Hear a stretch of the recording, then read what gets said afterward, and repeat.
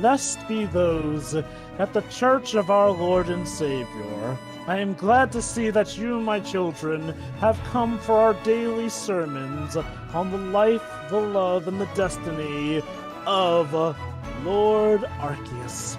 I see that Brother Pedro, Brother Digimon, Brother Teoskivin, and Sister Maria Shiroi have finally arrived at this very sanctuary upon which we shall regale our thoughts and our beliefs in regards to the creation of the universe and how it was saved by a young trainer boy who has done more in his childhood than probably all of us will ever accomplish in our lives.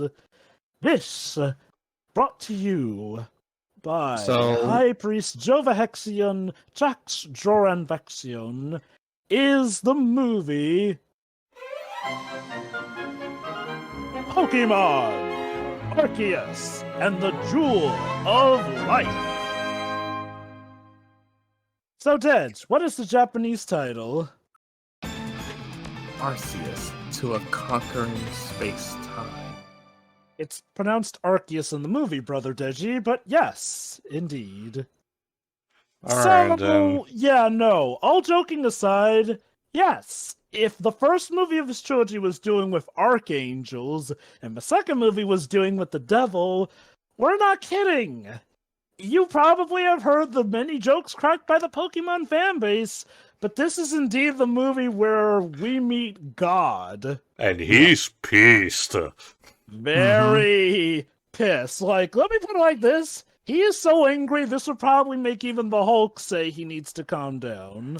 Like, throughout this particular trilogy, again, as I mentioned also in your podcast, I was actually pondering, what is Daddy Dearest doing for this to happen? And turns out he probably had a good reason. Yes. But one thing at a time. So where do we start? From the beginning. Yes, literally the beginning. The Book of Kanto. No. This bit has gone on too long. So yes, we start at a vast cosmos that shows us the world being creative. And then we fast forward to, who else? Arceus. But something's wrong. He's speaking to Knuckles the Echidna, who seems to be betraying him. And immediately, first problem. Arceus' English voice, I'm sorry, is kinda garbage. Okay. I will say this. Oh, no, I kind of like it. First Jova. Yes, I like Arceus' voice, though I do have to admit, my dude, you had Dan Green right there and again, looking at Arceus as a design, you would think something like into what Liam Neeson... booming voice. Yeah. Well, kind of like Liam Neeson did for Aslan in the Narnia movie. Something elegant but imposing at the same time, deep, like, I've come to repeat, I'm gonna have to agree with Jova that, I feel like Don Green would have filled that role just Instead, fine. we get this guy, I think it's called Tony something. Wayland voices him. But he sounds like he's doing a very raspy kind of tone, which is really not fitting for the character. Let me put it this way. If I am to be fair, God, in many ways, we have an idea of what he is supposed to be like, but we never truly know what the man is supposed to be in that regard. Like, we imagine him as this giant, powerful being. Others have imagined that while he is powerful, he may not be as majestic as we imagine. So, Pocket Dexter accurate Arceus. So I will say this: while I would have preferred Dan Green voice him, I am with Shiro in that I do still like the voice, and now it makes him sound somewhat human in a regard. He is powerful, but you can definitely get a sense that there is a being behind that voice. And by the way, I checked that this is not a stylistic choice that the localizers actually, decide to follow through, because in the Japanese dub, he actually does sound more on point with this tone of voice. Yeah, aside from them yelling constantly, I actually didn't like the voice tone. That's a good segue for my point. No, for honestly, I wouldn't even mind the voice so much if he didn't sound so. If he wasn't so. Sometimes he comes across as whiny. God really isn't pleased with you. And I don't know. It just feels like I don't. when I think of Arceus, I don't think whiny. It just doesn't seem to fit for me. I mean, this is not as jarring as Giratina being treated as a good guy, but I don't know. It feels like he should have, again, Dan Green would have filled the role just fine. I don't know. But yes, we didn't stutter. Dan Green is back for this movie, and with a great role. But he's not the only Sonic alumni. We'll get to the other one later. Now, one thing I will say that this movie does open up with, the CGI is definitely used the best it has in these movies. Like, it doesn't look bad, actually. It looks good, but it's used well too. Like, I really do dig the animation in this movie. I am of two minds. I agree only to an extent because, for example, well, we're not technically there yet, but in a second, the cornfield in which Ash and the others stand in looks atrocious compared to the 2D stuff. Well, I can tell you guys. Yes, it was. Well, I can tell you guys that Power of Us and Secret of Jungle, the last two movies, those are, in my opinion, the most beautiful of the movies. So you have that to look forward to. But similar to the Lucario movie, the CGI works at its best to me when it's for, wide angle, big shots that are, for a landscape, in which case it's more organic. But yes, back to the plot. Arceus is angry because this man, who we'll later find out is called Damos, played by Dan Green, is apparently betraying him and appears to be trapping him, or so we think. It's actually Arceus putting himself to sleep so that he can later, and I quote, bring justice to humanity. And when God is saying that, that's usually a sign for you to tuck your head between your legs and kiss your ass goodbye. But I'm sure it's not a problem. So, years later, back in the present... So is this the Pokemon equivalent of the Rapture? No, more like traditional Armageddon. Armageddon. There actually is more of a thing of just selecting people, and leaving the others to be for themselves. The Armageddon is more traditional end of times. But enough about God. Where and when are Ash and the others this time? In the present, they're heading to a city called... over to Cynthia versus... Well, it's a cameo that, sure, Cynthia is cool as always, but it's literally just a blink and you miss stuff. Okay, I'll admit though, it is an awesome cameo. It's nice. I won't really refute that, but still. And of course, the Pokemon she's using is her Garchomp. Their signature Garchomp, yes. So after that awesome cameo, we cut to this little town called Michina, which Ash and company are coming to. It is so pleasant here, in fact, that the water is clean enough to even swim in, which of course everyone chooses to do. We get the whimsical moment right at the beginning of the character and the Pokemon just chilling out. And Ash and Dawn's teams are stacked, especially Dawn's Mammothorn. Shame that Piplup still won't evolve. One thing I would like to say, by the way, is that shortly before that, we also have the super special, awesome CGI title intro thingy, and that's something that's something that's actually absent for the more recent movies. And to be honest, I kind of miss this because it helped give the movies extra bit of character. But go on. Yeah, I'm not sure how the other movies are, but it really feels like they cranked up the production values for this movie in particular, which in a sense makes sense. Because this movie is the culmination of a trilogy of movies. And don't worry, in case you're worried that it takes a while for, the aspects of previous movies to come back for the culmination, don't worry, the movie's got you covered. But first, we got a Pokemon battle. See, Ash and company, while playing in the water, come across some watermelons. It turns out we're being harvested by these twin blue-haired kids, who then prompt them to do a Pokemon tag battle for the right to eat them, which honestly is true in tradition to the games. Like, people will battle you for just looking at them playing. And honestly, I genuinely like the fight in of itself. They used a pair of a Beautifly and Heracross. And they actually outsmarted. As usual, however, I'm I'm kinda still miffed that both versions, not it's not even a matter of a dub in particular, decide to use it as a proper pop rock song as as background music, and it clashes so much to me. I really cannot get used to those. I really cannot use if the rest of the score is properly orchestral and everything. I cannot get used to that shift. I'm sorry. I don't know. I really did like the Japanese version of High Five Touch, which is Ash and Dawn's theme, so it fits for that moment. No, it's for it's for the instruments that do not fit to me.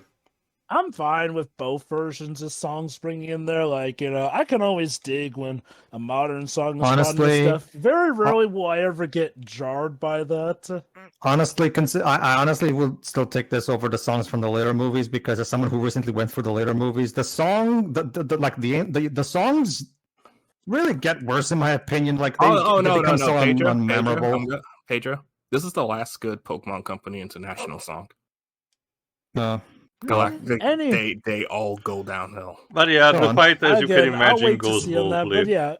But yeah, one thing Teo brought up, I do want to point out, I do like how what this movie takes advantage of is showing us Pokemon tag team battles, essentially. Like, they're called double battles, nerd. That's not to say that the movies have never done something akin to that, but very rarely have they ever made it a point of it being, a co-battle in that regard. Also important, the way the fight ends will actually be incorporated later. So this first fight also has more of a purpose than the others. I do like how anime-wise, this gives a lot more of a reason for them to sort of play fast and loose with the rules from the original game, because, okay, in the actual games, yes, double battles are a thing, but rarely ever, unless you get extremely specific moves, can you get your Pokemon interacting that much, unless you just want to be a dick and attack the partners as Pokemon. But my point is, well, what the anime does is show us a lot of unique ways that attacks could be combined in ways that the games couldn't do. Again, good stuff, good start, and like Teo mentioned, good foreshadowing. Anyway, Ash and Dawn manage to win. They get the watermelons, and then the twins tell them that while Michina is great, their best place are the ruins, which are extremely beautiful and brimming with positive energy, as Brock points out. Oh, by the way, for all Brock fans, don't worry, he's not useless in this movie. But right on cue, as Brock says, if we're bringing positive energy in the nearby lake that they're passing, Giratina shows up. Well, okay. Before Giratina shows up, a weird funnel of energy comes about, and we see that a spark in the center of the universe. Yeah, no joke. Arceus is pretty much at the center of all universes. So Arceus is Shakari, I guess. Basically, Arceus is causing damage, which threatens to suck up Pikachu and Piplup. However, one thing. It turns out Pikachu's Thunderbolts do have an effect on the storm, and this is noted by two people who will later find out are the guardians of these ruins, one of which refers to a thunder creature and its master. But unfortunately, for as much as Pikachu tries, he and Piplup are sucked up by the storm. But just as it looks like they're about to bite it, suddenly, in comes Dialga. Well, okay, there's actually a reason for this. See, the two guardians, one is called Kevin, and the other is a woman named Sheena. Sheena clasps her hands together, and don't worry, she has a reason for this. Yeah, she actually has a special incantation. One that she uses to summon Dialga, the Pokemon Lord of Time, and Dialga is able to come in and save Pikachu and Piplup. All's well. And that's when Giratina chooses to show up. Yeah, you remember Giratina still has a grudge and for a solid 60 seconds, Giratina seems to be more in character in what it's supposed to be in the games. Practically pissed off and fighting against, in this case, Dialga. Yeah, that's one of my problems, but I'll mention it later. So, yeah, Giratina is opting to kill Dialga, but, Ash and company aren't really digging this. The woman tries to get through to Giratina, but as we'll later find out, Giratina's rage makes it incredibly tough, if not impossible, for her to get through to him. Thankfully, Giratina recognizes Ash, who runs out to him, and this prompts Giratina to calm down when he sees the characters that pretty much saved his life back in the previous movie. Good continuity on that. Now, for those worried, don't worry. If you haven't seen the previous two movies, this movie provides enough context and flashback energy that you won't feel too lost, honestly. It'd be like if you saw like a returning character from a previous movie, but they at least provide the context to them. Giratina sees Ash and calms down. This gives Sheena the ability to then connect to Giratina's heart, essentially. And she has what I like to call the magical powers of understanding. Basically. The main enemy of the misunderstanding trope. Sheena is able to get in touch with Giratina and is able to let him know that, yes, Dialga and Palkia did have a few blows in the movie before the last one. However, it is not fully their fault. Giratina understands this and retreats for the time being. So, where does that lead us to? So, the woman's name is Sheena. She and Kevin guard these ruins, and it turns out they are aware of what's going on. As it turns out, part of this movie appears to be something of a prophecy, except not really. Like, I know about the moment they do mention about the fact that there was someone in the past with a thunder creature in this case, and Ash immediately is like, wait, that could be me. And I'm like, no, Ash, there are plenty of people with Pokemon, with thunder-type Pokemon as their signature mon, and they've been in the past. Stop being an egocentric bitch. Okay. Prophecies are vague for a reason. But that's not even the best part. Do you actually remember, Jova, what are the exact wording of the incantation that Sheena uses? It's something about transcending your spirit and time and communicate with me, something like that. The important part is the initial word, because this prompts Ash apparently not knowing what the word transcending means. And another character has to explain to him, and it's not a joke. Let's not forget, Ash is like only 10 or 9. Like, he's... Yeah, so, like, honestly, some kids don't know those big words by the age of 10.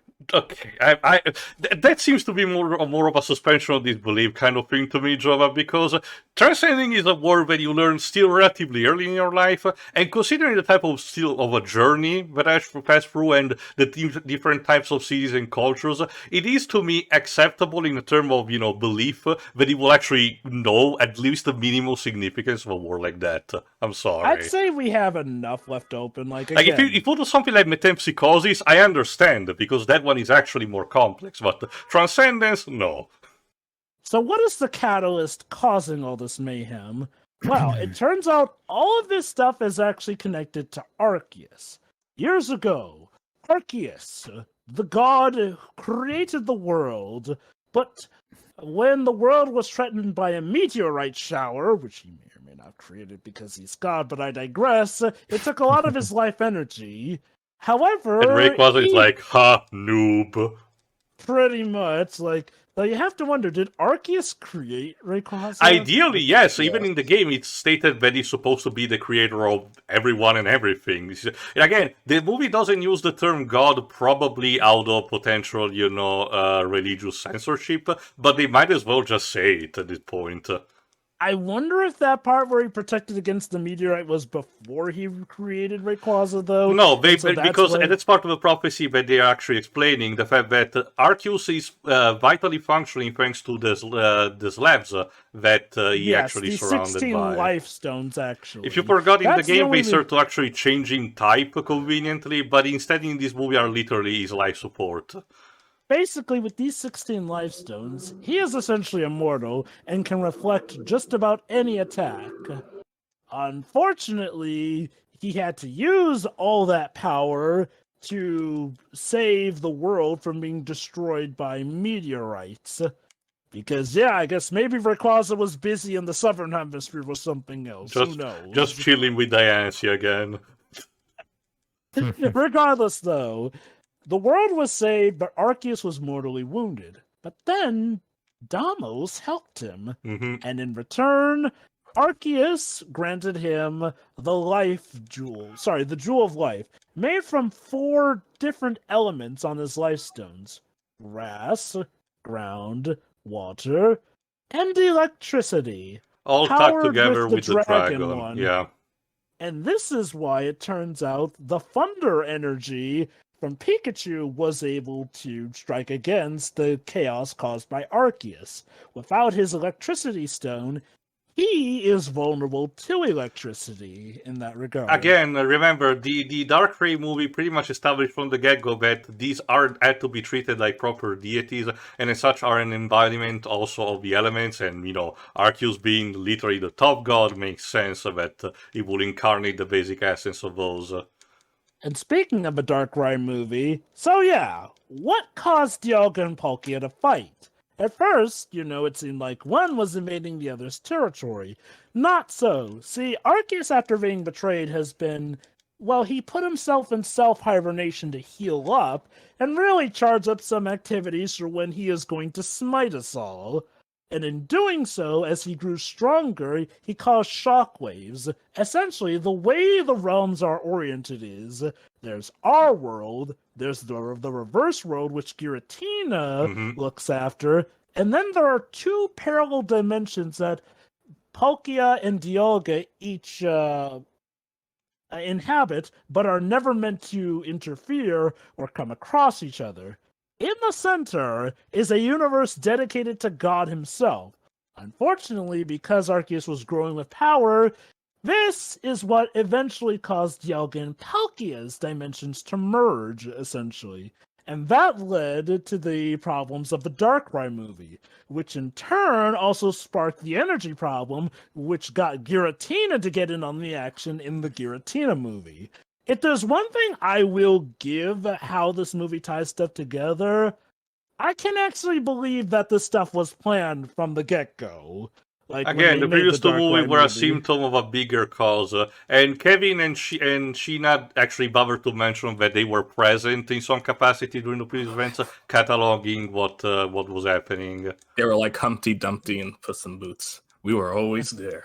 But yeah, no, I actually do like how they tie these movies together and do make sense of all that was going on.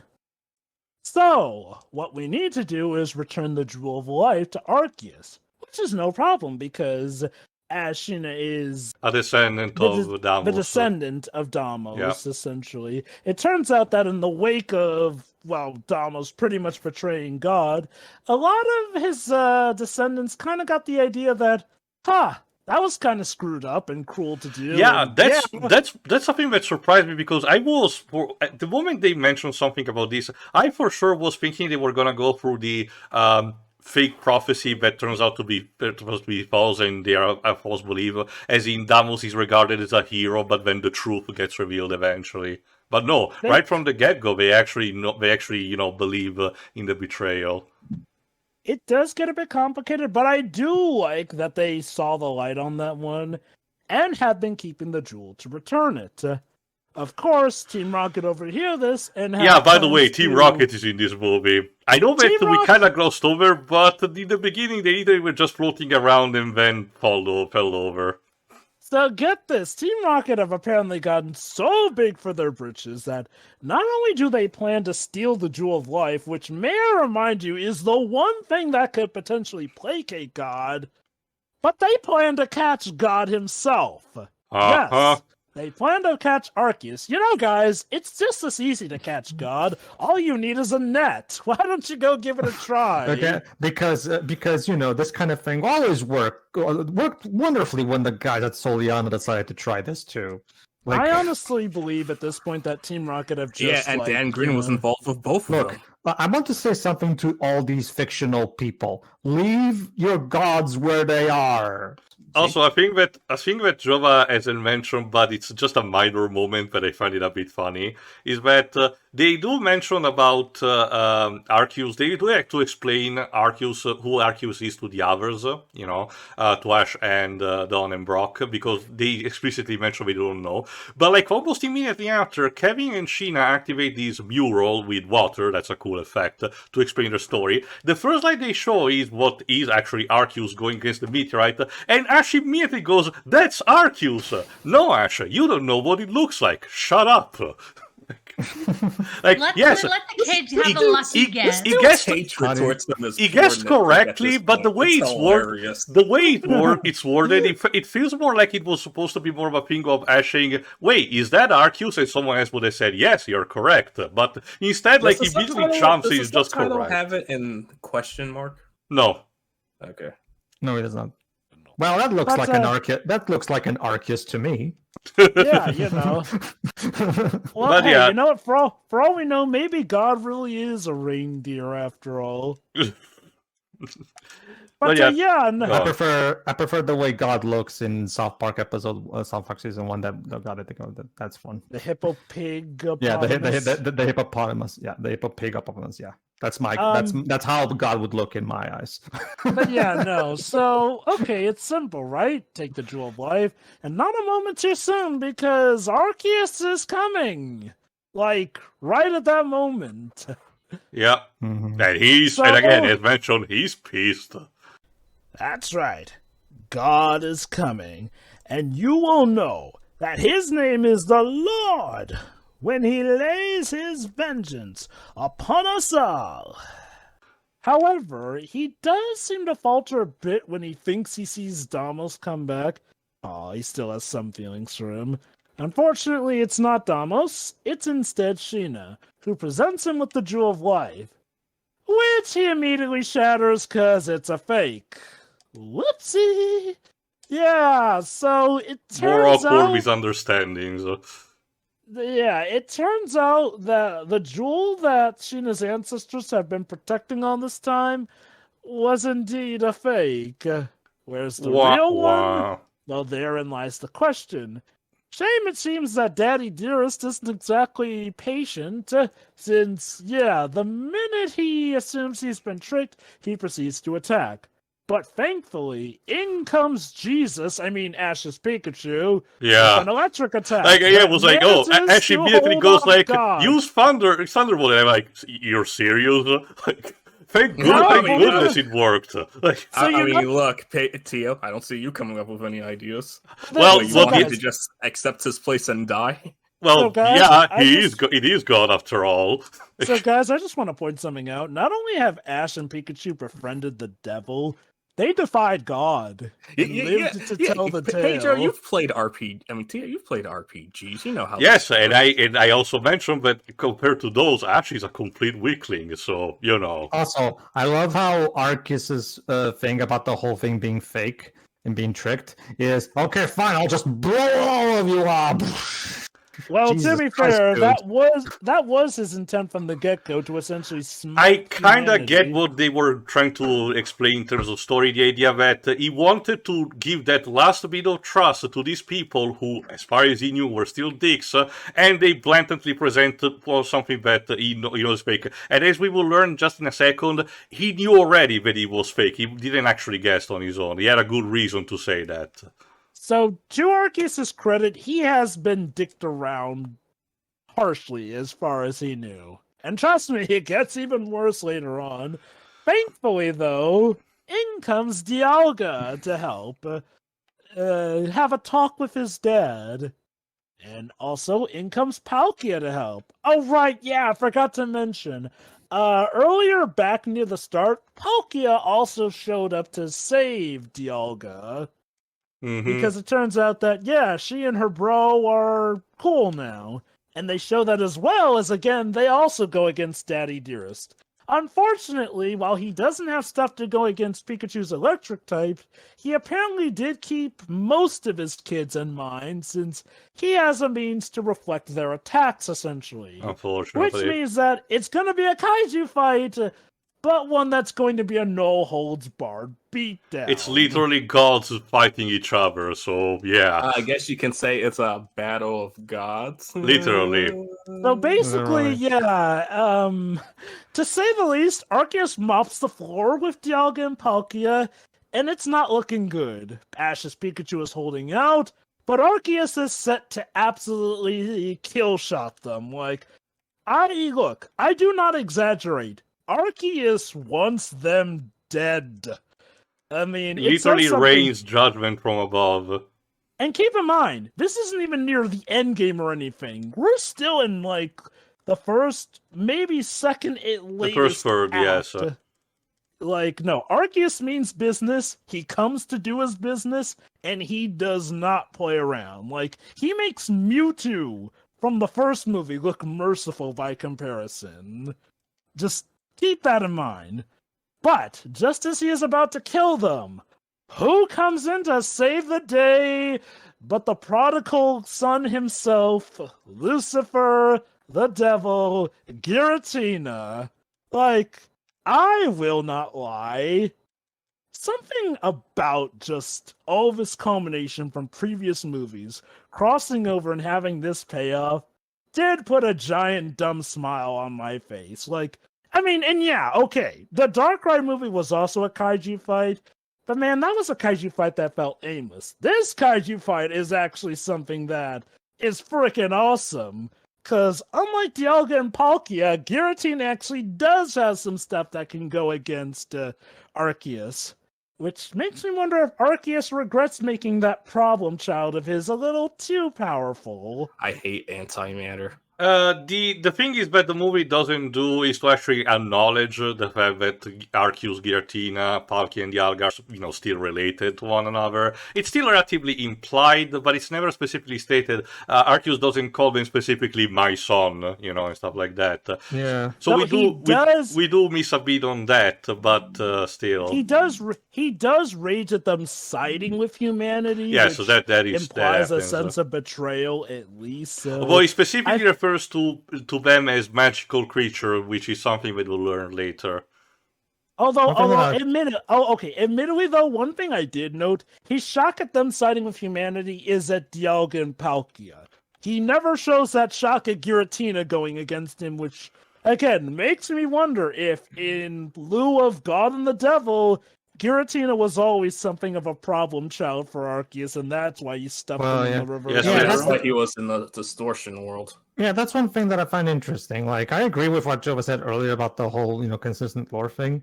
But at the same time, like Teo said earlier, Giratina seems more in character in this movie compared to the previous movie, which begs the question, okay, so you do know how Giratina is supposed to act like, so what happened with Was the it previous potentially some? I think there was still a relatively bit of a distance between the movies. Did the team receive actual complaints about how Giratina was portrayed in his own movie, potentially? Oh, okay. In regards to the Giratina movie, let's not forget, for a lot of the time, he is portrayed as the supposed bad guy of that film, so there was that. It's the reveal of why he wants to do it. Which, okay, technically, that does fit with the games where Giratina cares about his turf and all that, he's... And again, the difference is that the games go to a much wider extent with that, to the point where he is definitely antagonistic, whereas the movie played it more straight. I'm guessing what they tried to do was try, rein it in without breaking continuity with the previous films.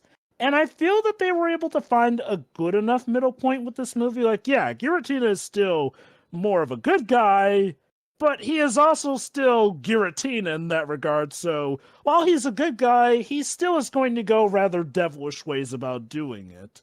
And like I said, he puts up quite a fight against Arceus. Granted, Arceus eventually starts to turn the tables on him too, but it's at this point where Dialga recovers enough of its strength that it pulls off its little ace in the sleeve, essentially.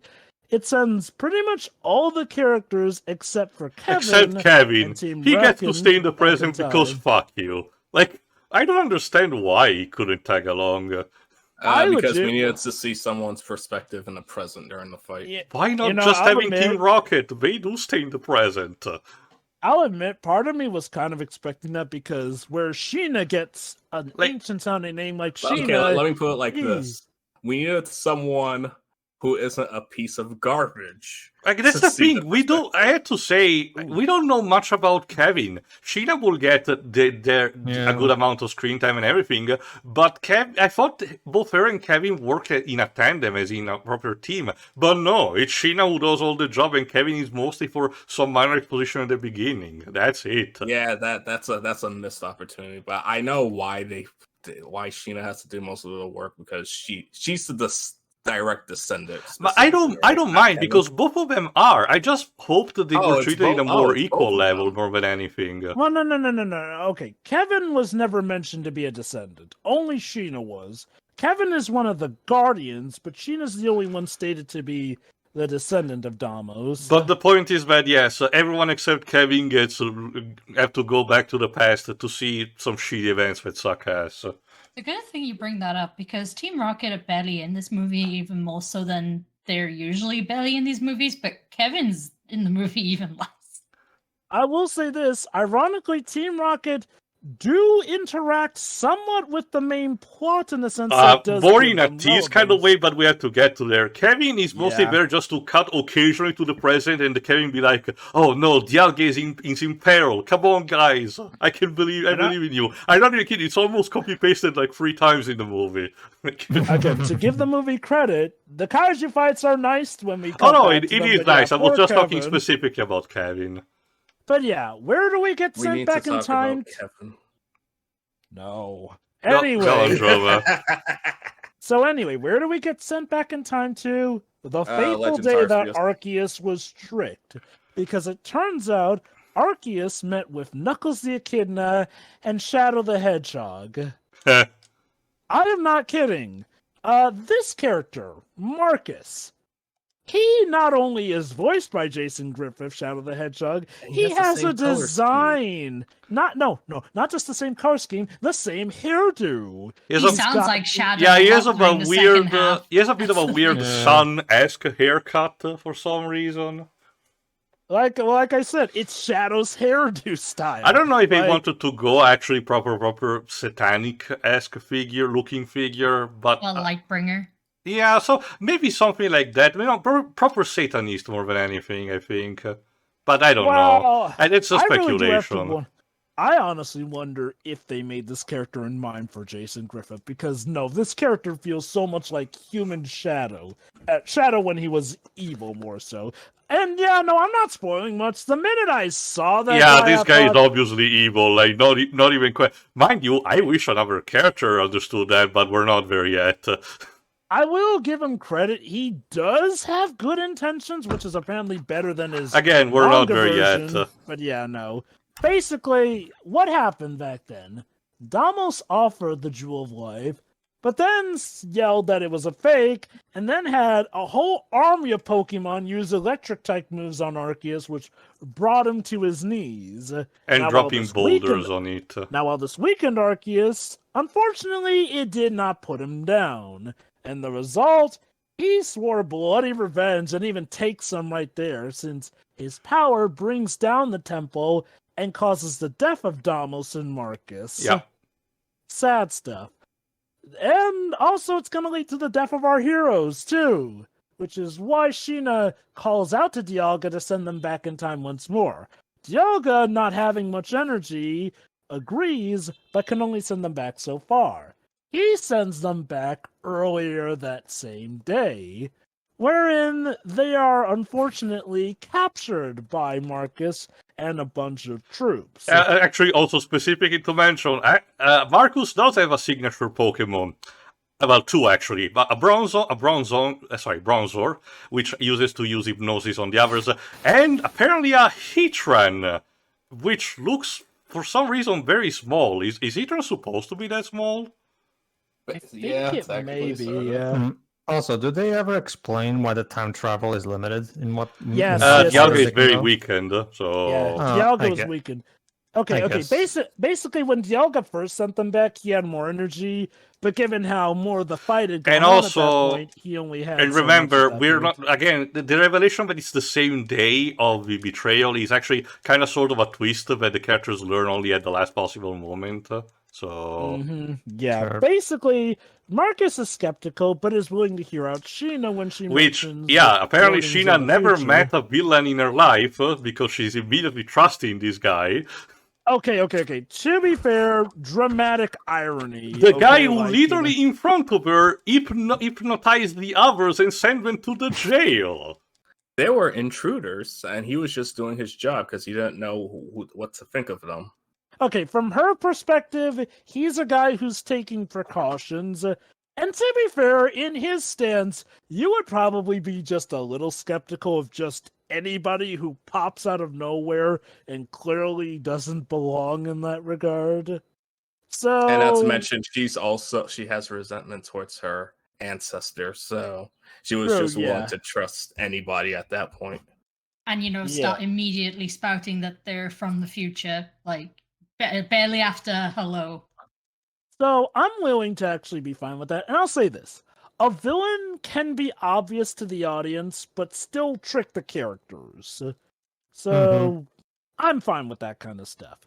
Sure. So Ash and company get thrown into a jail cell while Pikachu and Piplup get thrown in with the Pokemon, since apparently back then the society was using Pokemon in sort of a training version where they would attach brittles and saddles to them, which I guess helped control them better. It's not even control, Jova. I'm honestly pretty sure that it's not too much sugarcoating it. It's slavery, pure and simple. Like they're not even going that much higher on it. Silly Tio, slavery doesn't exist in the Pokemon world. It pretty much does as of this movie. They literally have these control devices, and it showcased, as people up in Pikachu noticed, the fact that the humans around them treat them like garbage. That's not slavery. That's just them being mind controlled to do their bidding. Not just that. Not just that, but this entire world, this entire world revolves around the legal practice of cockfights. This is not Super Mario Odyssey. Sorry. Oh, Pedro, I'm gonna need you to exercise those PETA spirits infiltrating you at the moment. Not to mention, the anime tries to do a super painful job on telling how much of the trainer and the Pokemon instead have a bond of friendship or something. So yeah. I don't know, that's pretty common throughout these movies. Okay, they do go on a point to mention that it's more like these specific soldiers of Marcus who are abusing the Pokemon, since we see later that other people do treat Pokemon better, and Damos is clearly not okay with this. Oh yes, I didn't stutter. See, it turns out Damos is also being held in a cell as well. So, here's where the real truth comes out. At least to our main heroes and not to Sheena, who's telling Marcus about the future. It turns out Damos always intended to honor his agreement to Arceus. What happened? Well, you know how we question stuff like, hey, could you use certain moves on humans? Like, could a Ditto use transformation to disguise as a human, yeah. In this regard, Marcus used hypnosis on Damos. And what this did was not only make Damos look bad, but was also able to get Arceus' trust in that regard, since Arceus absolutely trusted Damos. There is something we haven't mentioned, Vojova. The reason the betrayal happened in the first place. After the meteorite thing happened, Arceus and Damos forged a covenant, which I forgot if it's... Yes. Right, this is a good time for me to mention. So you know how earlier it's mentioned about how Damos met Arceus? Well, now we actually get a proper flashback expanding and showcasing on this. It's actually very beautiful to see, again, literally the events happening under your eyes, and to see this bonding that happened literally, well, God and a human being. You can definitely feel the religious symbolism without being too much in your face.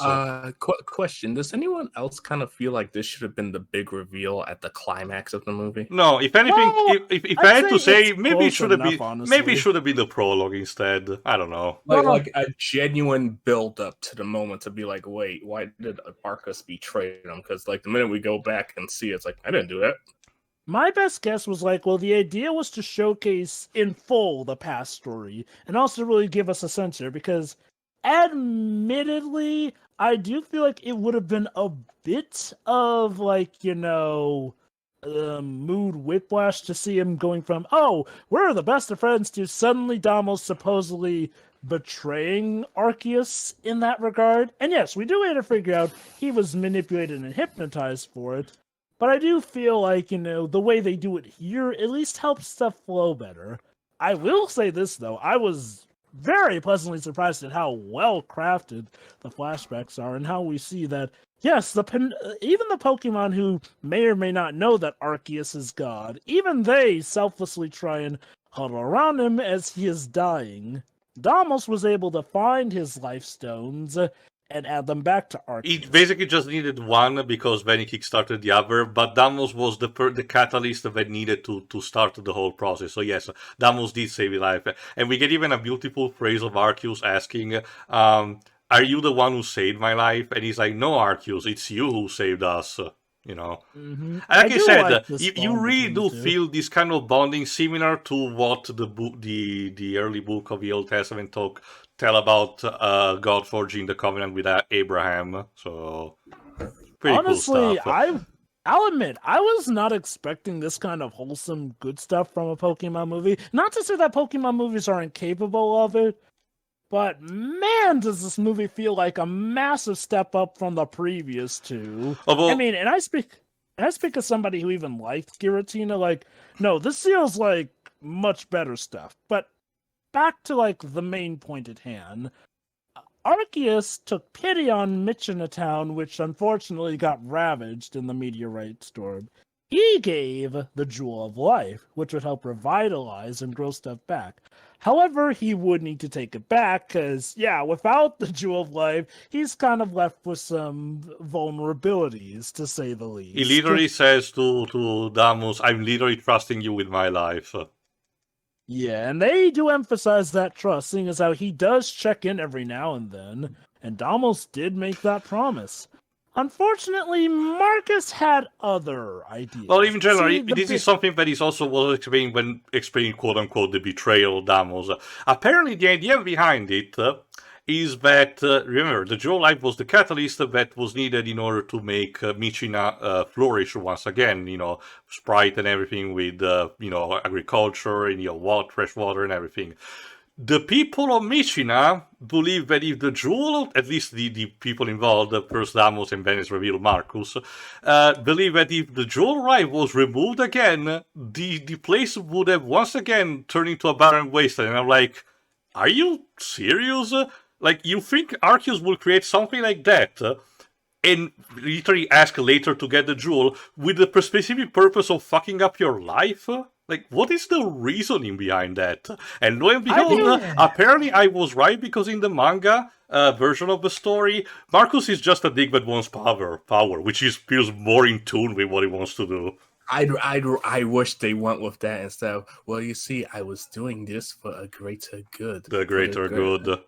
It's like, it's like, what was your plan, bro? Okay, assuming the movie version is the original, I can see why they did this. Like, it sort of is a moral of how much people should rely on a higher power as opposed to doing stuff themselves. Because getting a bit ahead of the plot here, but it turns out what they needed to do was, obviously harvest and maintain the land on their own after Arceus left. Not to say that, things would immediately go back to being bad, but without the Jewel of Life, they would need to make sure to sustain and cultivate the land themselves.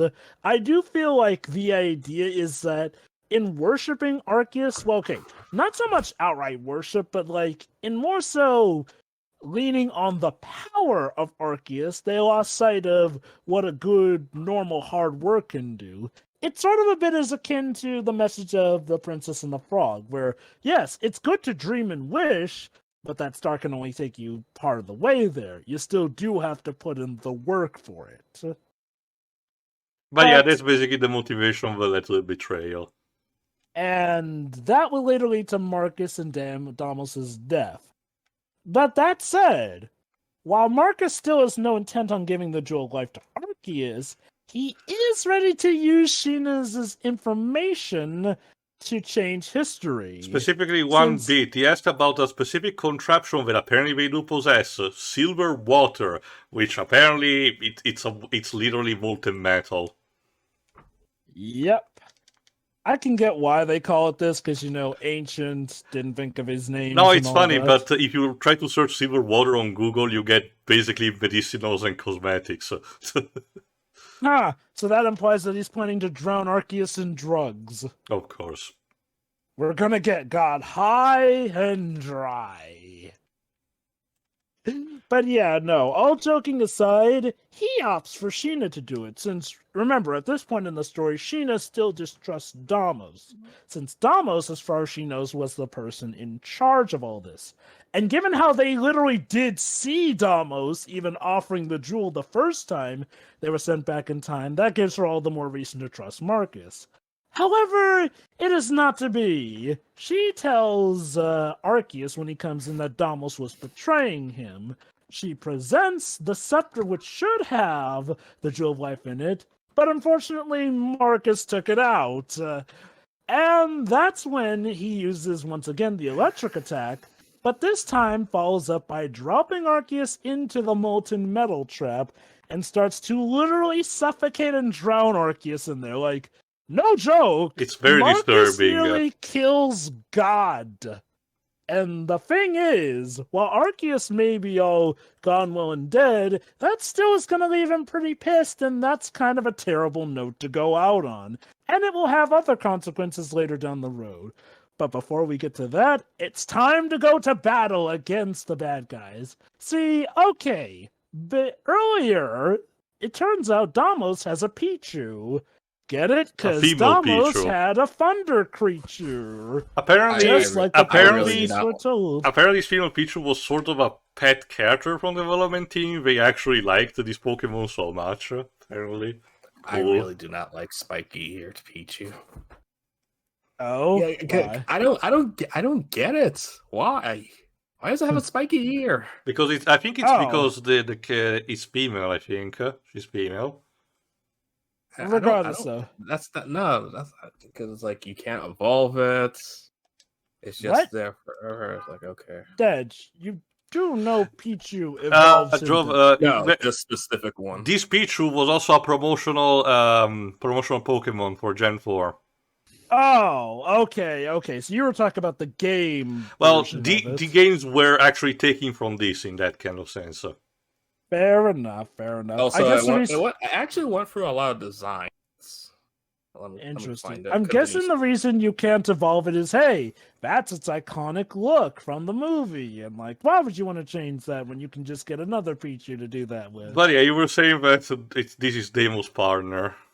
Yes. This Pichu helped free Pikachu and Piplup and has been doing some Mission Impossible stuff, essentially, to get the key to the cell. Now, one thing we take of note is that this is actually affecting the future. Yeah, one thing I'll give this movie credit, it remembers how time travel works, to sometimes a very dangerous degree. See, it's been altering stuff in the future to the point where not only do Team Rocket stumble on some of the stuff that the people have been interacting with, but Jessie actually manages to get her hands on the real Jewel of Life. And this goes nowhere.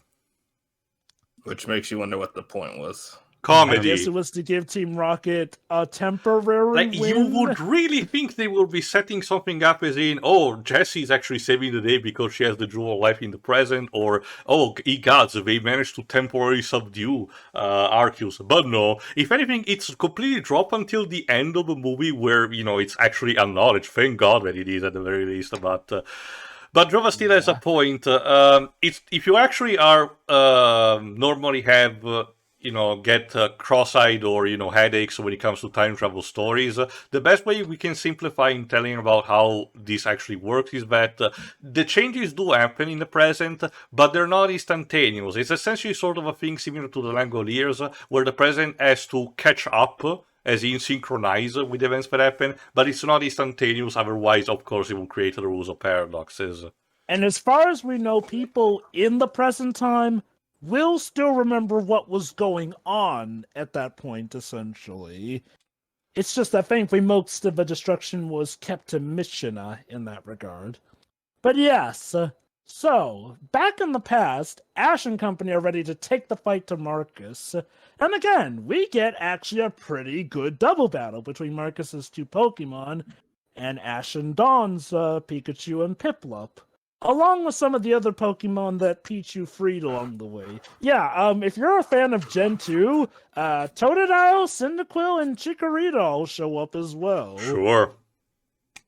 That was neat. Because you know why that is, right? I don't. No. Because this movie came out around the same time Heart Gold Soul. Oh, okay. Okay, give Fair him credit. enough. That's clever. So anyway, as Tio mentioned before, Ash and Dawn use their double battle skills, which we saw previously at the start of the movie, to fight off Heatron and Bronzong. Bronzong. Yes. Unfortunately, Marcus is not easily swayed as he is still dumping the molten metal onto Arceus. Yeah, apparently However, they have a huge reserve of silver water because it just doesn't stop coming. However, Ash does what he knows best after initially beating Marcus in a Pokemon battle. He body checks him. Yeah. And it's actually effective. It manages to knock the Jewel of Life out of Marcus's hands. Unfortunately, this leads it careening down. And Ash, holy cow, shows off some athletics. Yeah, Ash transforms into Legolas in The Hobbit because apparently he knows how to do some weird Super Mario jumping, I guess. He's always been able to do that. Not too decent. Sure, you did showcase that clip from, I think, Gen 5, but this movie it comes the fuck out of nowhere. You never saw that Gen 3 clip where he just jumps up to I thought it was from Gen 5, okay. But no, Ash dive bombs, manages to hold on to one of these poles, swings out, catches the Jewel of Life with his feet, then careens them back up with his feet so that Pikachu can then catch it with his tail, bounce it on his head, and give it back to Ash. Holy cow. Also worth noting is that while all of this is happening, Marcus is actually teaming up with Sheena. They don't recognize we don't understand who they are each other, but as soon as they touch hand, their power because Damos. Yeah, they essentially combined their aura, and they try to speak with Arceus, but unfortunately showcased Arceus is not just pissed, he is super pissed now, because his eyes have completely turned red. And the thing is, believe it or not, for all intents and purposes, technically with Marcus's plan, the future will be saved.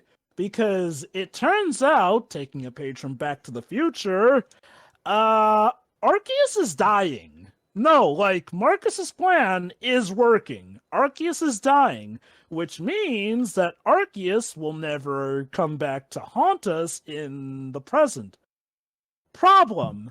This is destroying the Ash and company that we know. They're literally getting erased from the space-time continuum. Basically, it's as Marcus says, with Arceus no longer a threat, they'll have no reason to have come back, which means, to quote the Lego Movie 2, they're back to the futuring. They are literally being wiped from existence. What does that mean? It's a movie for cool people. Basically, essentially, what this means is that, yes, we would win, but it would be one of the most Pyrrhic victories ever. Since even Ash points out, the worst thing is that Arceus has a flippin' terrible death. And honestly, it's not even a guarantee, because I thought that the implication of what this scene is that since Arceus is tied to all life, him dying would have caused essentially also the end of the world, just enough that people would have realized it immediately. Yeah, God just died. What do we do about that? Yeah, it's one of those. Okay, so wait a minute, hold on. Future, how boned would everybody be? Well, the thing is, as far as we know, Arceus wouldn't be wanting to destroy us since he'd be dead. Well, no, So I'm talking about see- since we are again, the word is creation and everything. Him dying will cause the end of life, similar to what the Pokédex mentioned about Yveltal in Gen 6. How about this, Shiro? I'll reply to you with one of those 2014 memes that were going around when God's Not Dead first came out. God's Not Dead, Arceus as in God. God's not dead, Shiro. He was never alive to begin with. That So, being there said, you go. though, guys, stop me if you heard this before. A Sonic the Hedgehog character killing a god. But Because, I said it before, I'll say it again, Marcus's shadow. but the best thing yeah. about this Oh, he climax. needs to take down God so he can be. But the truly best be the thing ultimate about this life form. climax, Ash and Pikachu at this point ran like mad towards Arceus with the life of the Jewel of Life in hand and everything, but they're technically too late. So I was thinking at first, oh god, is it one of those those things where Ash hijacks the climax in saving the day? No. Nope. What it did provides, fact- it does provide the Jewel of Life to the location, sure. It's Marcus who saves the day, and No, Damos. Sorry, Damos, my bad. Who saves the day, and thank God, finally, one of those key characters involved in the plot properly saves the day without Ash hijacking it. Is it funny, Tio, that when I first saw this scene, the first thing I imagined was Tio's going to love that it wasn't Ash that saved the day on this. Like, that's all I ask. Like, sure, Ash is the protagonist and everything, but if it's a story involving these characters, in their relationship with each other, let them be their own savior. Don't have, Ash interjecting like this. I actually really did like this scene. It plays up the stakes. And again, yes. it reinforces the bonding that Damos and Arceus do possess. Although I found it funny that when Arceus is liberated, and obviously literally because he's got a Deus Ex Machina, everyone to safety, literally. Except for Marcus. Well, the credit says otherwise, Jova, but... Oh, yes. But he still does take a fall, and we end on a solemn shot of his crown. His crown, it's like fucking Disney villain. Arceus mimics the words that he said previously to Damos and says to Ash, "Are you the one who saved me?" And instead of Ash saying, "No, you saved us," they say, "No, everyone saved you." Like, what a... Well, he's not wrong. Everyone did do their part. But I found it funny because it was first showcased with Damos showcasing proper compassion and mutual respect. And then Ash is like, "Oh yes, bitch, we saved you." Wow. You almost killed us. You owe us. Dead does have a point there. But guys, Ash was only 10 when he managed to placate the devil and managed to earn the respect of God. And he was only 10. So what are you doing with your life?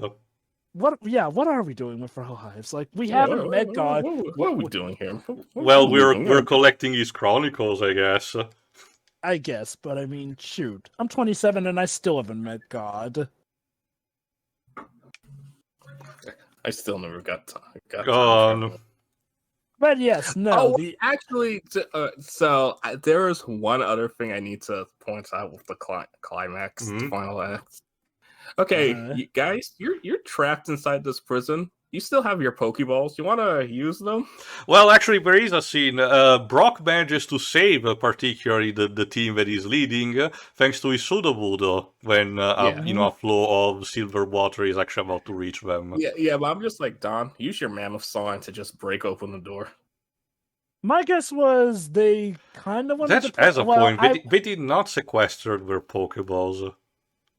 Like, Ash only throws out Monferno to show Deimos. Almost. And I think Monferno enough would be able to melt the bars.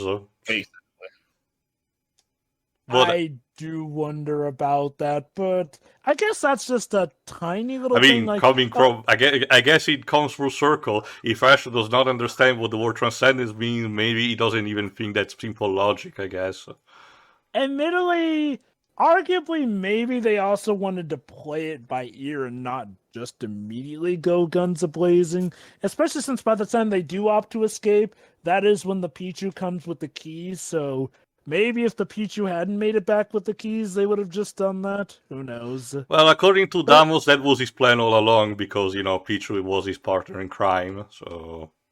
So what I do like is, like, instead of doing something like, oh no, it has to be this way, and then we only deal with stuff in the present, no, time is actually changed for the better, which means that Ash and Company got a good future act too.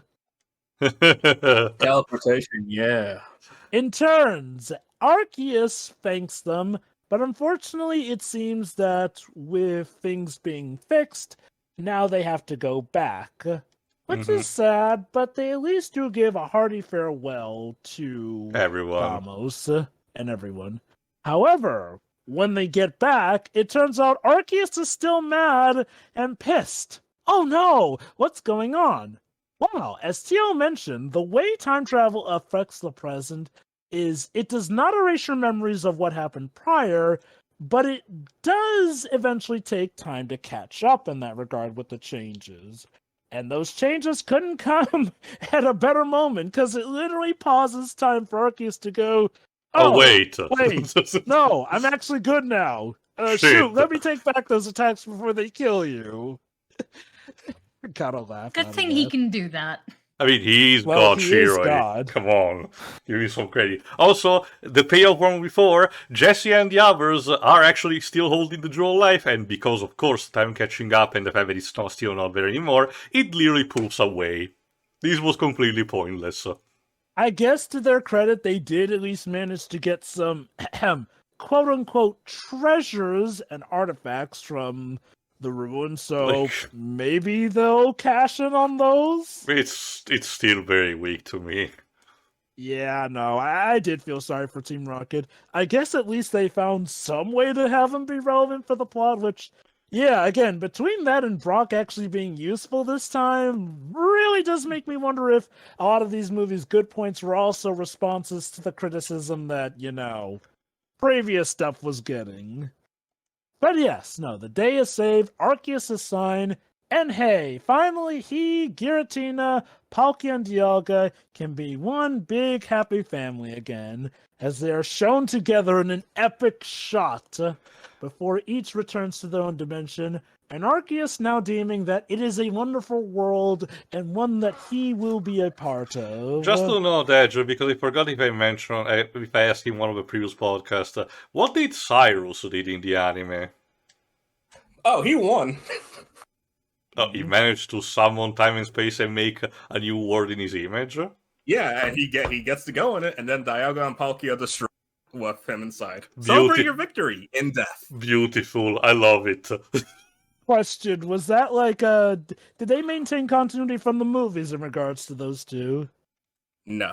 Also, between that and Hunter J, Gen 4 really was totally cool in killing its villains. Weird. Keep in mind, Hunter J's death is the reason Team Rocket got promoted, because they technically played a part in that. No, it wasn't because Hunter J, it's because they took credit for defeating Team Galactic.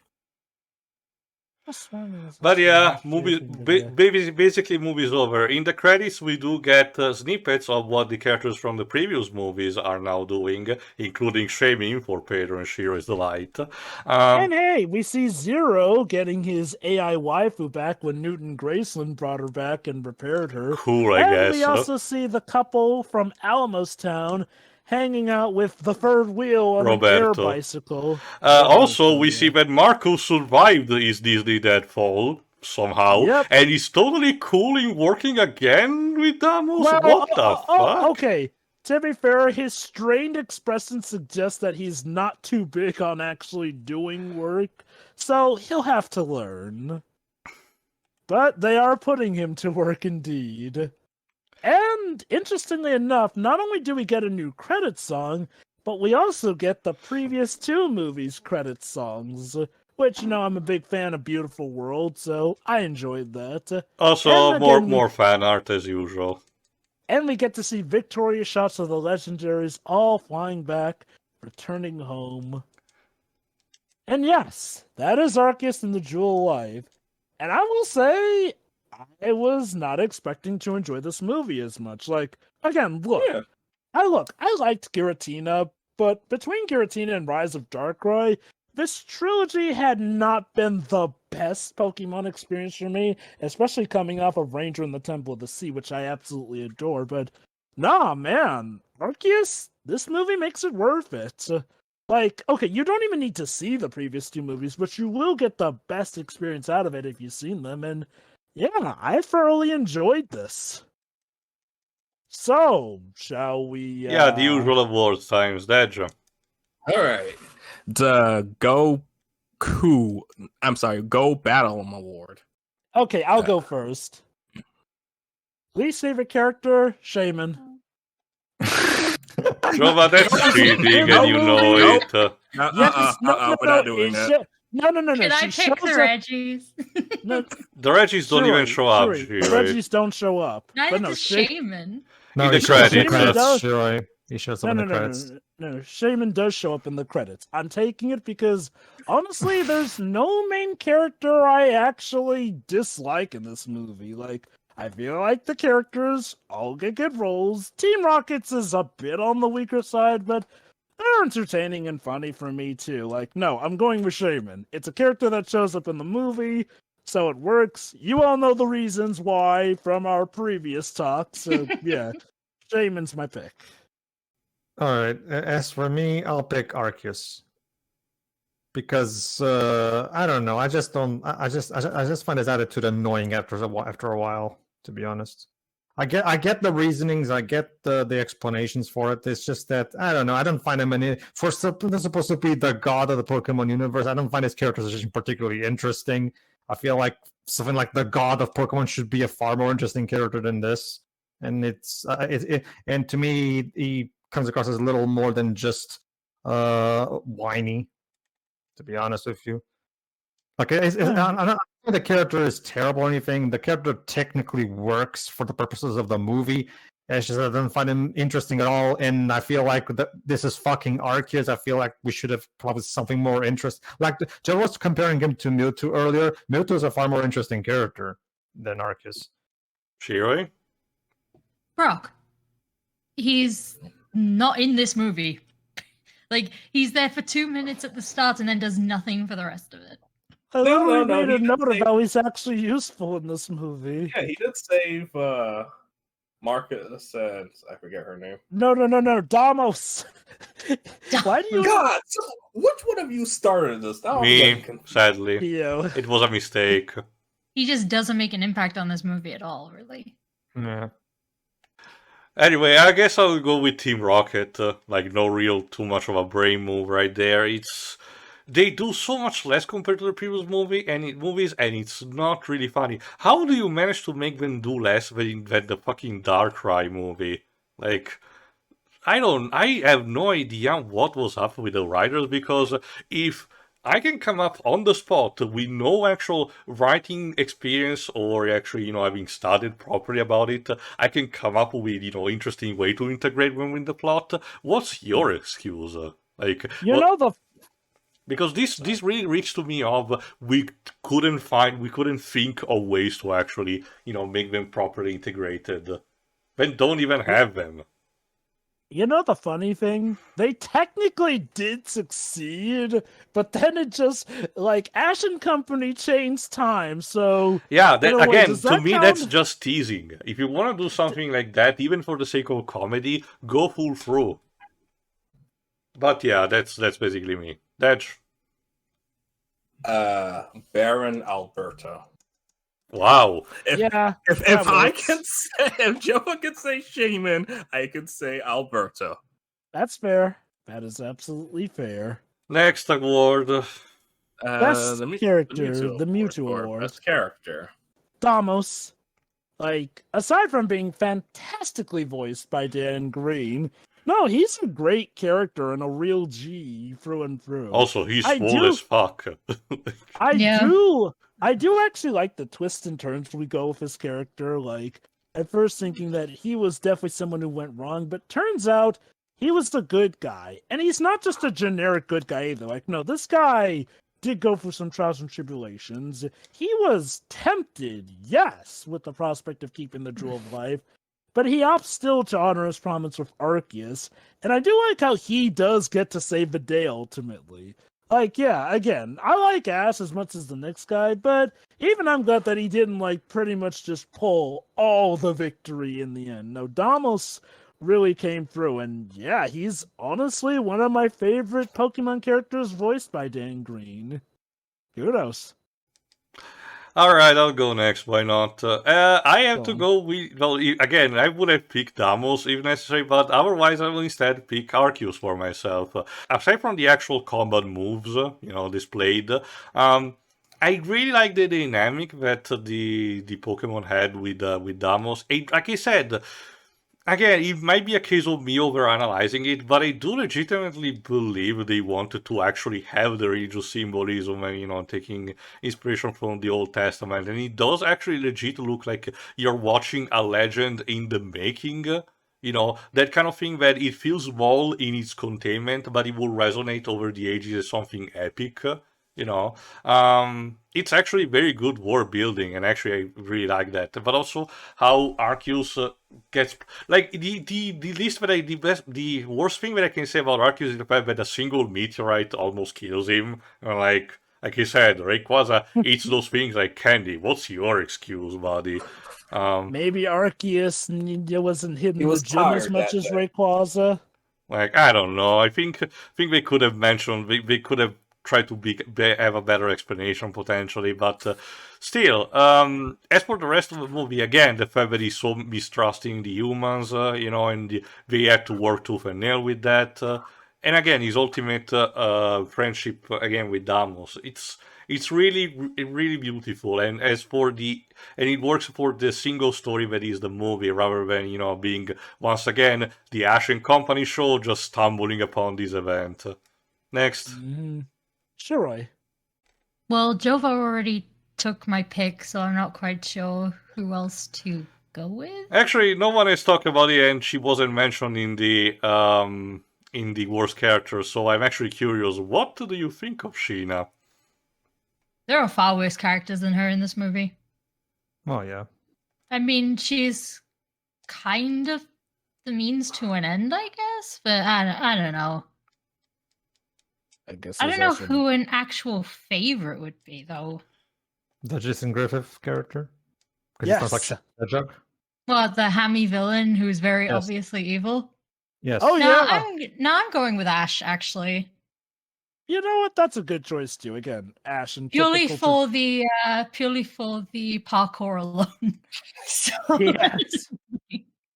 Ash has been taking lessons from Sonic the Hedgehog. That might be a silly reason like to I pick, said, but more hey, Mario. it was cool. Okay, right? to be fair, the way he jumps between each pole seems more like your typical Assassin's Creed, I set need piece. to know, what are those poles for? Who designed them there? I guess for if you okay, were just the architecture and technology of Machina seems to be very inspired by Greek stuff. So maybe they wanted to go with an Atlantis parody, but Temple of the Sea already kind of did that. So I don't know.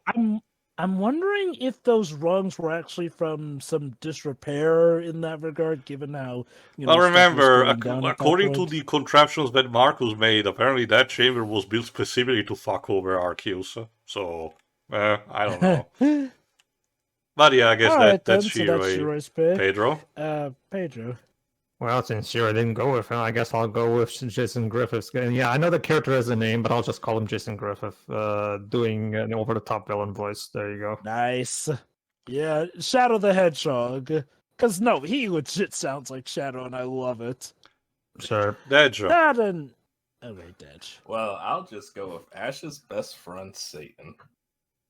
Yeah, Giratina was a real player in this one. Yeah, he's the one that actually resisted till the very end. So there's that. And isn't whiny, unlike God.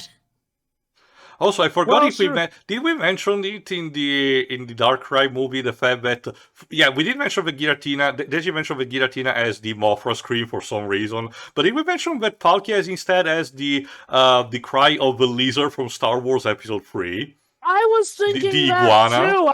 I was wondering if that was just a coincidence, but it's yes, Wikipedia users. I know that the cry. species doesn't have a name. It just escapes me for the time.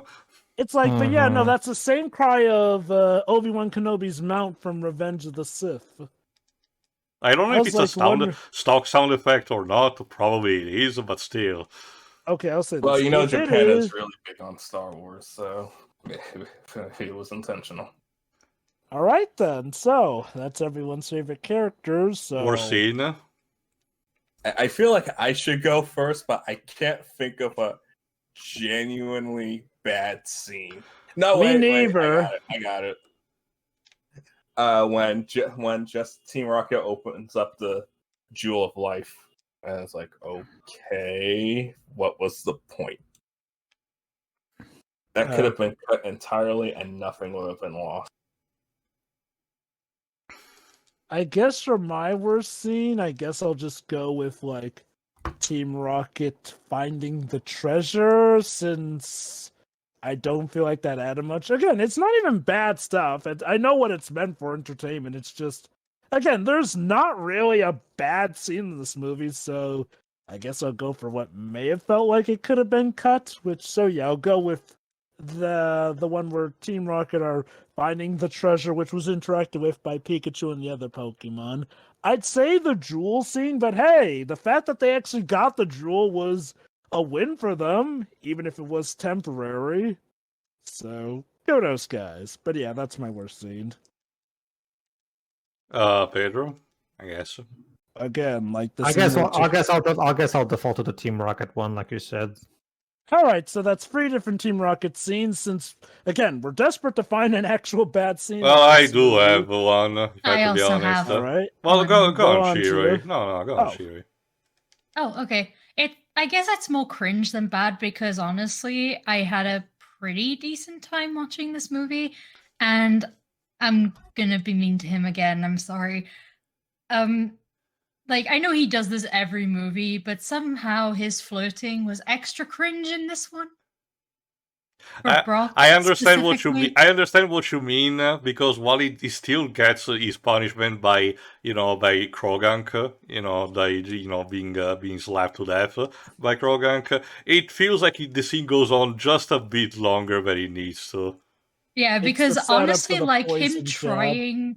him trying so hard, like because he always does that anyway. But it was actually kind of funny at first, whereas in the past few movies, it's kind of been like, okay, he's doing this again. It was like it actually started off being pretty funny to me, but then it went on for like way too long. Oh, Which you was- know, you're which right. is when it became a problem. Boy needs to get to That's Gen set. basically a lot of people's complaints about Brock around Advance. It's like, yeah, this was funny. This isn't funny anymore. Yeah, Now that's you the know big We problem. get it. That's the big problem with Brock as a character. He has one joke, and they repeat that joke ad nauseum, and it's just like Oh, Can't that's you the thing. something Brock, else to get for his quirk. that's the something thing. else. That's the thing. Brock does have more to his character than that, and that's why most people want them to drop the whole hitting on women thing. Also, Which- doesn't help the fact that his team Gen 4, aside from Suzuwudo, kinda sucks. No, Trust me. no. Do not diss Happy? Happy. Are you serious? His Happini is strong. It lifted up It a is. frozen lake. Wish I could see some Yeah. of that stuff in these movies. Excuse me. The thing is, Really? I'm fully aware he has more to his character, but the writing just doesn't do any of that justice whatsoever. Fair enough. All right, that Theo. has to be me. I'm gonna go with the scene of the characters again arriving as soon as they arrived on the day of the not execution, of the betrayal. You know, the fact that they get hypnotized, arrested immediately, and Sheena instead blindly follows Marcus. I'm sorry, like even giving blind trust and everything. I honestly think this feels a bit contrived as a move. And look, I don't think the hypnosis to the character was, something that shouldn't have been seen, because again, if anything reflects the society, I will explain more in my final thoughts. So that's perfectly a bit, in character for the ones to do. I just don't like Sheena's behavior for that scene alone. Like, it would have worked better if I had to say if she got arrested with the others, but then Marcus granted an audience with her. Instead of immediately jumping the gun like that. That's All me. right then. So best scene. Do you mind if I go first for this one? Of course. I know it's Go a on. bit. I know it's a bit cheesy and very obvious for me, but I have to go with the flashback on how Damos met and saved Arceus. I mentioned again already in the recap, but I am almost enamored by how it's presented and how the again, even intentional or not, religious symbolism is done. You definitely feel the mystique, and again, part of me really wish we did got a set of shorts a bit similar to Pokemon Origins, but instead focused entirely about the world building of the past, of these of the events of this particular continuity. But alas, like both this and the Lucario movie does showcase that there is untapped potential in showcasing the past of the anime continuity's world in different kind of flavors. But unfortunately, they don't really do much with that. But yeah, I that's do me. like that we got a good amount though with this movie in showing. Oh no, I what understand. past I just wish I civilizations wanted were. more. Pedro. The scene where all four, it's as brief as it is, are all the four kaijus are in the same spot fighting briefly. I don't know.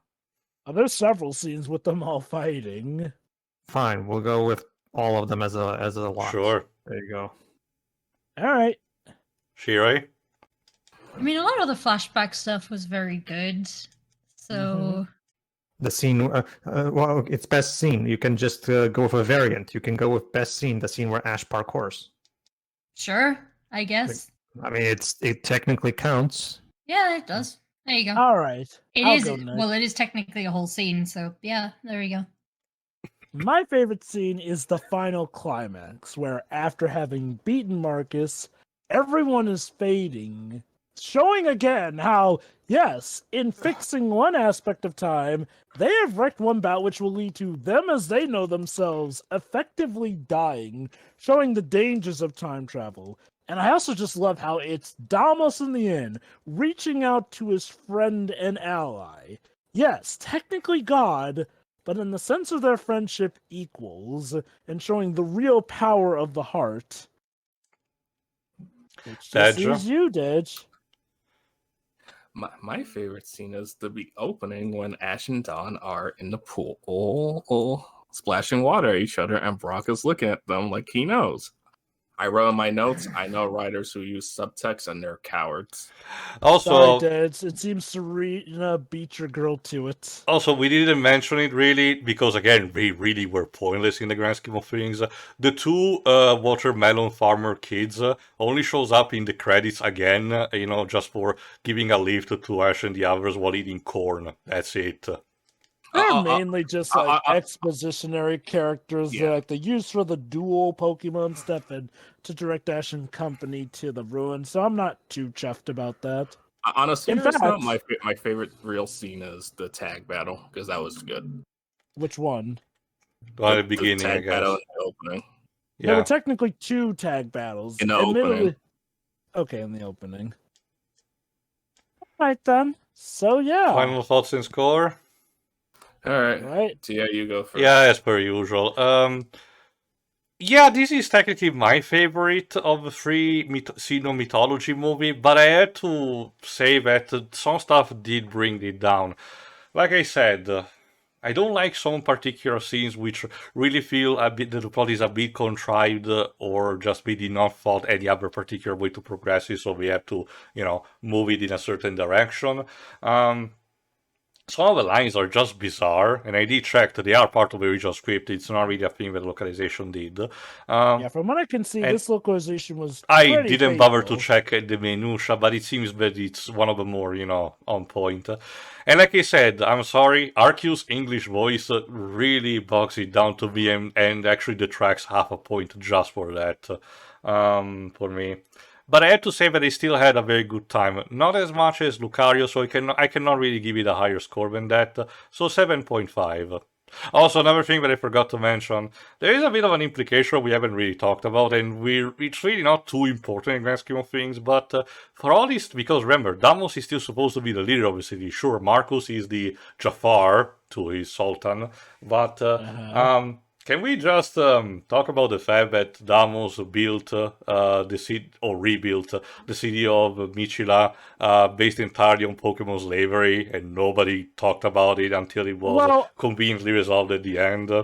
It seems to be more implied that that was Marcus's doing after he betrayed Damos, since again, Damos seems to be Jova, encouraging actual... that thing is confirmed to be in the manga, where Marcus explains that the devices that the Pokemon have are one of his creations. The movie doesn't do any of that, so I'm left to assume essentially that it's Damos' idea, or at the very least he was okay with that.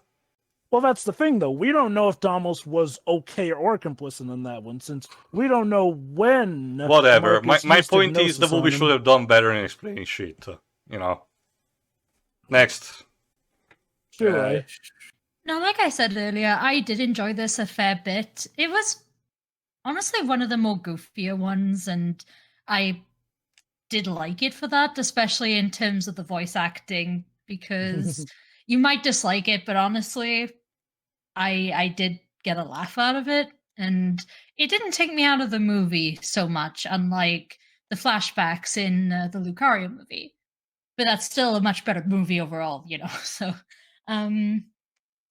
it's a pretty movie. Like again, like these movies just always look very good, especially the background stuff. Yeah, we really like that you would say it's OLM, so it's feels. We really didn't talk about it, but aside from the CGI that we mentioned at the beginning, I do believe that the animation actually did receive another boost for this.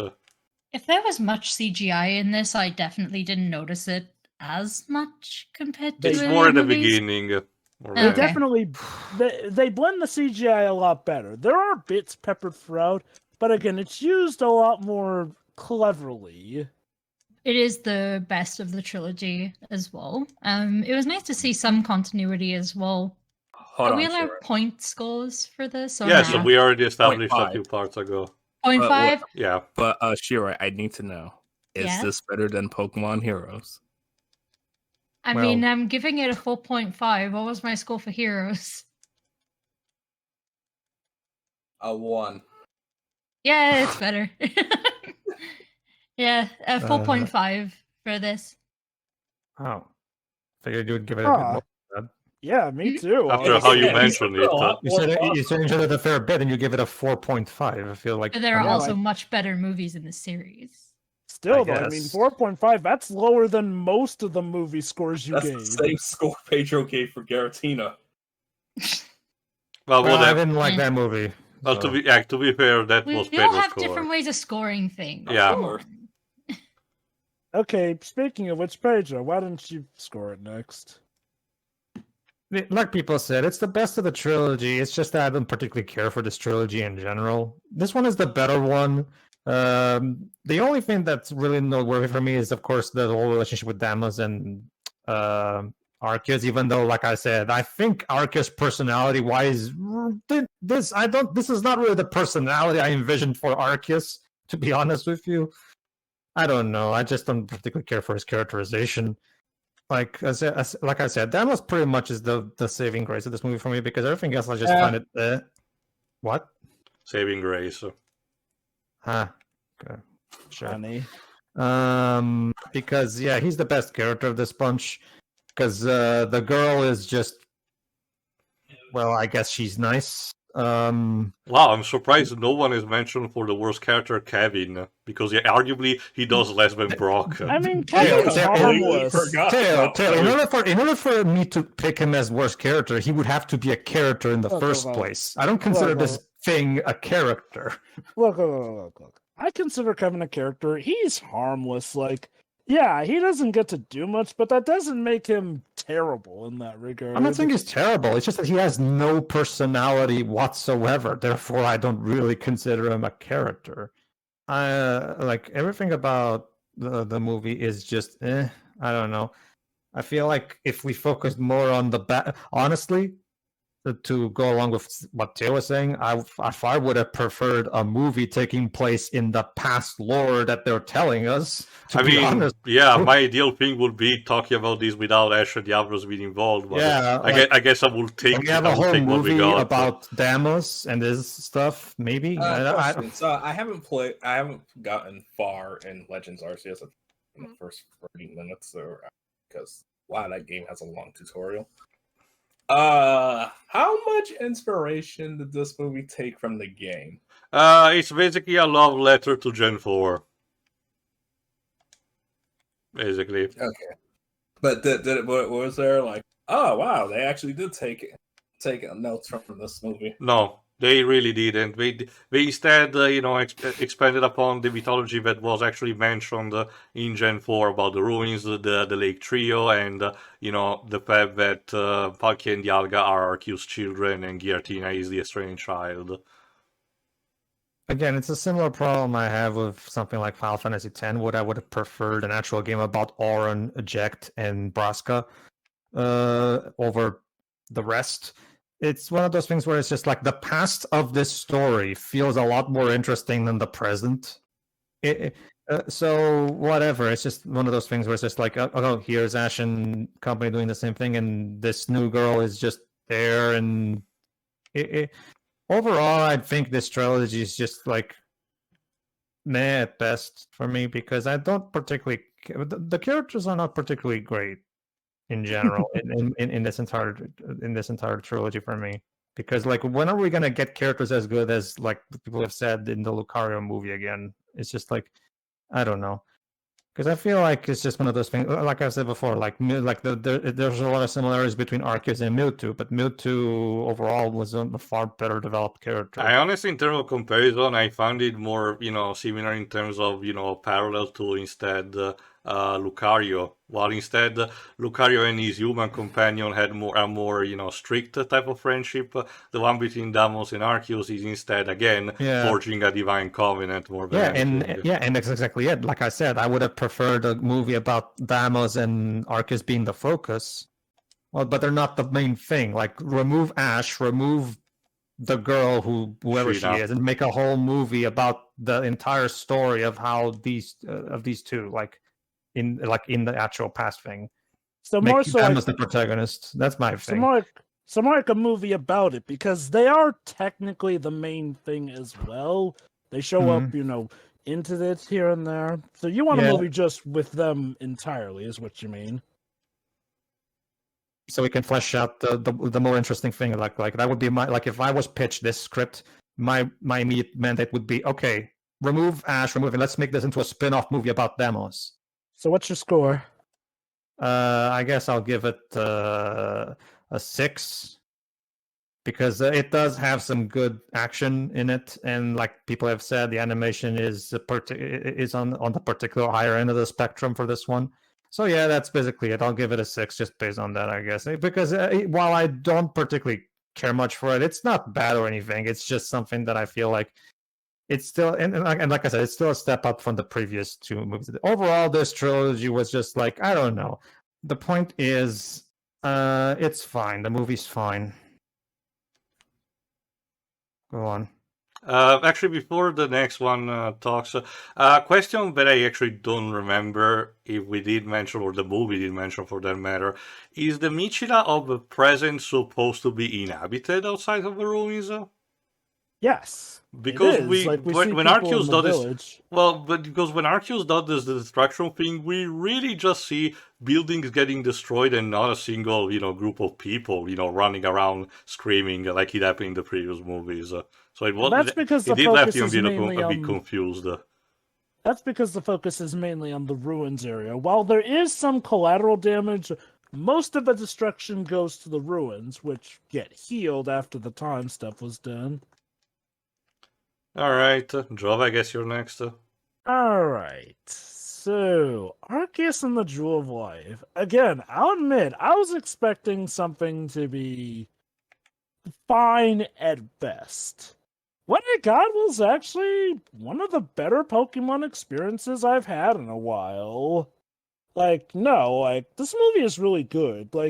with or without the 2 movies preceding it, but having 2 movies for the build-up does help out with it a lot. Like I mentioned, the CGI is used wonderfully here. The production values are absolutely great.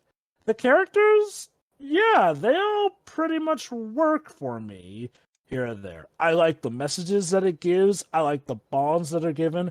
I do like that, again, characters other than Ash and company are allowed to have the spotlight as well, with Deimos even pretty much netting the final win in that regard. And it's hard to say if I like this better or more than Ranger and the Temple of the Sea. It's not quite up to Lucario and the Mystery of Mew. So how to put it like this? I guess it is technically a better put together movie than Ranger and the Temple of the Sea. But man, I just personally love Ranger and the Temple of the Sea. Well, it's not like I'm gonna knock that one down points anyway. So Joe, hold what you're on. telling me is No. if it had pirates in it, it would be much better. Look, okay, I can't just let my personal biases get in the way. I guess Arceus and the Jewel Life is technically an even better movie than that one. Because no, Arceus and the Jewel Life is the full package. Also, it doesn't have a scene that drags out as long with the whole Pokemon cutesy stuff as, Ranger Temple of the Sea had. But yeah, it's also a great conclusion to the trilogy. I love the characters, what they do with them. I like that, again, they remembered for Brock to be useful, honestly. Brock got more of a role in this one, and I appreciate that. Heck, Team Rocket technically got a win, before it literally got Charlie Brown football kicked from them. But hey, it is what it is. I gotta laugh out of their antics. Again, the action is good, the culmination is good, the continuity is good. Yeah, no, this is a pretty good movie. Just not quite as good as Lucario, but honestly, I do feel like the characters are on par with that of Lucario, which is funny because, like Lucario, this is also dealing with a misunderstanding of what happened in past history. Maybe that's a good niche for them. I'm gonna give this movie a 9.5. Whoa. Yeah, I was pleasantly surprised with how much I enjoyed this movie. It does have some blemishes which knock it down half a point for me, but no, otherwise it's definitely one of the better Pokemon experiences I've had throughout this marathon. Dedge. That leaves you, Dedge. Well, I do have to say, I really didn't enjoy the movie. Surprisingly, I thought I was going to outright dislike this trilogy, but I guess but besides The Rise of Darkrai, the other 2 movies genuinely surprised me. Mm-hmm. This is the best of the trilogy, but I still have some issues with it. Most of it has to deal with, this would be better if it was common sense. So with common sense, like I mentioned before, guys, you have other Pokemon, just use them. You don't always have to use Pikachu and Piplup. But Dedge, Piplup really wants to prove to Dawn. Yeah, okay. All right, look, I like Piplup. It's better than Ash's Oshawott. Yeah, I do appreciate the origins of the Arceus and how it brought the Jewel of Life to the world and the time travel aspect, showing that there's greater stakes at play. Overall, it's kind of hard to call this a trilogy because it feels as connected as, say, trying to think of a movie trilogy. Sorry, no, go on, Pedro. Like I was trying to say, I feel like compared to something like the Toy Story trilogy, which is the story where the first movie is about childhood, the second movie is about grown up, and the third movie is about riding off into adulthood. Like there's a feeling of continuing involvement storytelling throughout the 3 movies. I don't feel that when I see this trilogy. The way I feel. Hold on, Drobo. These movies are connected, yes, but it doesn't feel like there's a grand story that's being told over the course of the 3 movies where you need to watch the 3 movies to get the full experience. No, Pedro, is the way point, and I think we mentioned it previously, technically speaking, you probably are good to go just watching this one, because it kind of recaps what happened previously, and if you want to just have, a complete story, you can go and see the previous two. Honestly, to me, the way these movies feel like, they feel like they feel like a chain of MCU movies where, yes, Yeah, I was gonna say like something like the Iron Man movies where they're not entirely connected because you had other movies in between. let me put it like this. It's kind of like with MCU films, and like, well, they are connected. There are details that may show up in other movies here and there. It's mainly for the big culmination at the end. And honestly, with those kinds of movies, you may or may not even need to see it. It's like how, say with Endgame. You can totally see that without having seen Captain Marvel, despite what the marketing suggested. Conversely, you should really see Ant-Man and the Wasp to get that, but that's besides the point. But yeah, that's what these movies feel like. They're the MCU movies of Pokemon, wherein, yes, you will arguably get the best experience with the endgame, in this case, Arceus and the Jewel of Life if you've seen the previous movies, but you don't absolutely have to see those previous ones either. I'm in a good mood. I'm gonna give this an 8. Nice. Alright, so I guess that leaves us to decide on where to go next. Let's see, what's the total for this one? Oh. Lucario and Mystery of King first, Spell of the Unknown second, third is Temple of the Sea, fourth is the Yokai Watch movie, fifth is Jewel of Life, then Destiny Deoxys, tied with Mewtwo Strikes Back, then Mewtwo Returns is tied with Jirachi Witchmaker, and also tied with Go-Getters Get Out of the Gate. Then we got The Power of One, then which is tied with Mastermind of Barrage Pokemon. Then we have The Rise of Darkrai, Celebi, The Voice of the Forest, Sonic Heroes Pokemon Edition, Digimon the Movie, and The Legend of Thunder. Alright, so where does this leave us? The final DP movie. The last time we see Dawn and Brock as 2 new Pokemon are a tie-in to Gen 5. See you next time. God isn't dead. Fort Yay. Zoroark, yes. Oh my god. See ya. So yeah. Yeah. See ya.